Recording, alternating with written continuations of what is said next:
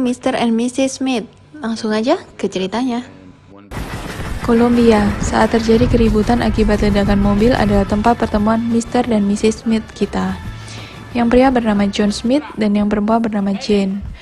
Agar tidak diperiksa polisi yang saat itu sedang mencari orang yang travel sendirian karena dicurigai melakukan pengeboman itu, Jane dan John bertingkah saling kenal dan seakan berlibur bersama. Sejak itulah mereka dekat dan setelah 6 minggu bersama perasaan mereka berapi-api. Hingga John yang mengaku berpekerjaan sebagai kontraktor kakap melamar Jane yang mengaku bekerja di bidang hukum. Sejak menikah itulah mereka hidup berumah tangga selama 5 atau 6 tahun. Belum memiliki anak tetapi menjalani kehidupan rumah tangga mereka seperti pasangan pada umumnya. John mengambil koran di pagi hari, dan Jane selalu memasak, dan mereka berdua juga selalu makan malam bersama. Tetapi tetap merasa ada yang kurang dalam kehidupan perkawinan mereka berkonsultasi ke dokter.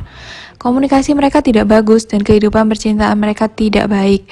Padahal pada dasarnya mereka saling mencintai. Tetapi ada jarak lebar yang memisahkan mereka, yaitu rahasia mereka.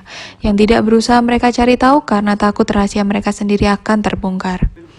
Nah, rahasia mereka sendiri sebenarnya adalah John adalah seorang pembunuh bayaran dan Jane sendiri adalah seorang pembunuh bayaran. Dari perusahaan yang berbeda, di mana kedua perusahaan mereka saling bersaing. Selain itu, John dan Jane masing-masing memiliki tempat persembunyian senjata di rumah mereka. Semua rahasia mereka tersimpan selama 5 atau 6 tahun ini.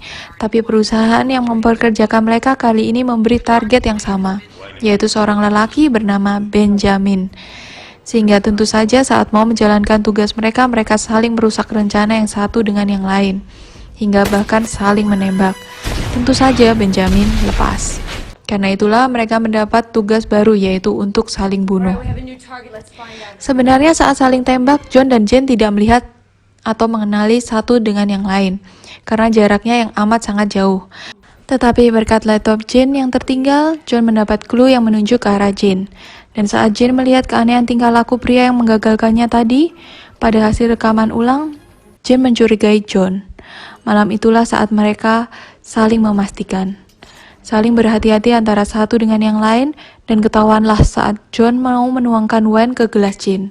John sengaja menjatuhkan botol wine yang dipegangnya, yang secara refleks dan tidak disadari oleh tangan Jane yang langsung menangkapnya. Jane kaget akan hal itu dan berpura-pura menjatuhkan botol wine itu lagi. Mereka pun saling undur diri. John berkata, "Aku akan membereskan." Dan Jane berkata, "Aku akan mengambil handuk." Ternyata John mengambil pistol dan Jane malah pergi ke mobil dan langsung dikejar oleh John. Dan secara tidak sengaja John menembak kaca mobil Jane hingga Jane pun marah dan langsung menabrak John. Malam itu, mereka tidak pulang ke rumah dan saling menenangkan diri mereka. Keesokannya, Jane duluan bersama rekan kerja perusahaannya untuk mengecek rumahnya, menemukan tempat persembunyian senjata John dan mengambil semuanya. Lalu John datang sesudah Jane. John datang sendiri dan karena agak takut mengajak tetangganya. Dan John menemukan kenyataan bahwa senjata di ruangan tersembunyi sudah hilang. Sebal, John pun menelpon Jane menyuruh Jane untuk melarikan diri agar mereka tidak usah saling bunuh. Yang tentu saja ditolak hingga John mendatangi tempat kerja Jane. Tetapi Jane dengan rekan kerjanya berhasil membakar semuanya dan melarikan diri. Jane yang terakhir, dan John sebenarnya bisa menembaknya, tapi John tidak melakukannya. John memeriksa apa ada yang tertinggal dari semua yang dibakar Jane dan rekan kerjanya. John menemukan sesuatu dan pergilah dia ke tempat itu, tapi Jane sudah memasang jebakan berupa bom di lift.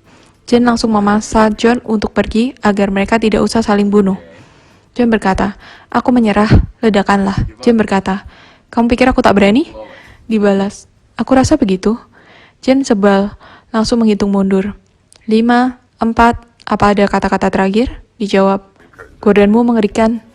Jane berkata, "Selamat tinggal, John."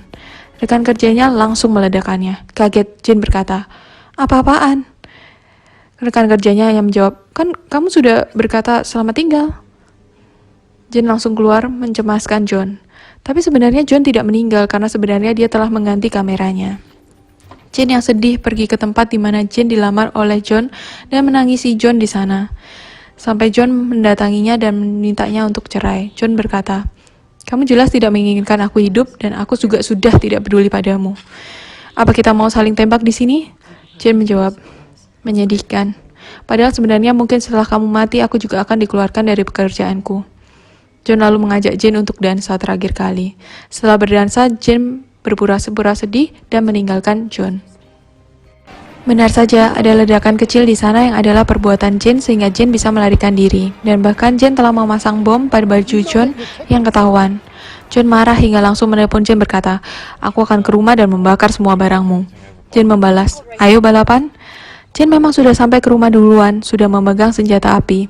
John juga berhasil masuk ke rumah diam-diam dan mengambil pistol dari tempat persembunyian yang tersisa. Jane dan John saling tembak-tembakan, tapi tidak ada yang terkena hingga tidak sengaja menembak gas yang meledak hingga senjata pun terlempar. Dan mereka mulai pukul-pukulan hingga beberapa saat. Dan terakhir mereka melihat senjata lagi.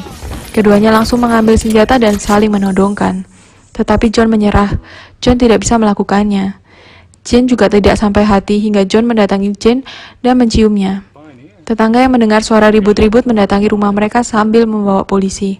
Tetapi John dan Jane menangani dengan baik. Keesokan harinya, ternyata perusahaan John dan Jane mengirim orang untuk membereskan mereka. Mereka berhasil menyelamatkan diri dan menemui teman dekat John yang menyarankan untuk mendapatkan sesuatu yang perusahaan Jane dan John inginkan melebihi mereka. Mereka langsung berpikir tentang Benjamin. Dengan bantuan teman dekat Jane, diketahuilah tempat Benjamin.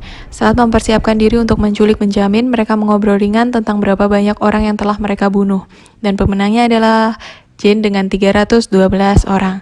Sedangkan John yang awalnya mau menyembunyikan diri hanya berkisar di angka 50-60 orang.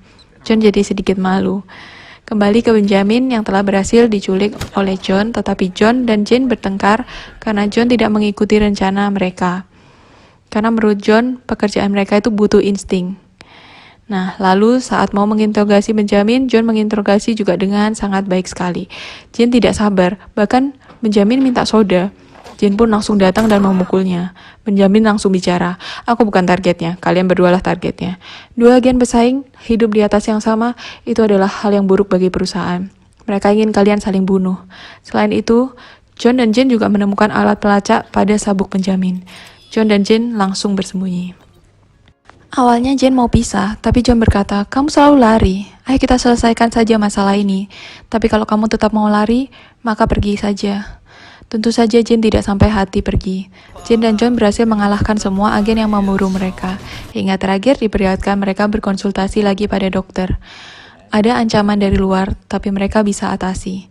Dan juga kehidupan cinta dan seks mereka sangat baik sekali.